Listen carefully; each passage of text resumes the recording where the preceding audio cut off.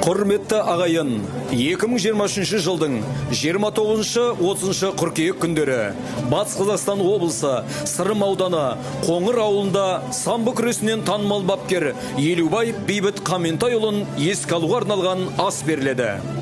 Бағдарламасында 29 қыркүйек сағат 10:00-де Жосалы ауылдық клубында жасөспірім мектеп оқушылары арасында күрестен аудандық жарыс өтеді. 29 қыркүйек сағат 20:00-де ауылдан түлеп ұшқан көркем өнерпаздардың концертін тамашалай аласыздар.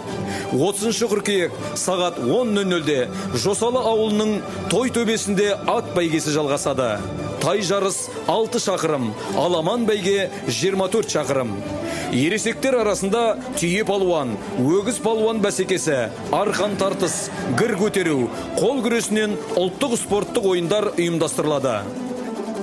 30 қыркүйек сағат 13:00-де Елубаев Бейбіт марқұмның рухына бағышталып Құран оқытып ас беріледі. Келіңіздер, көріңіздер.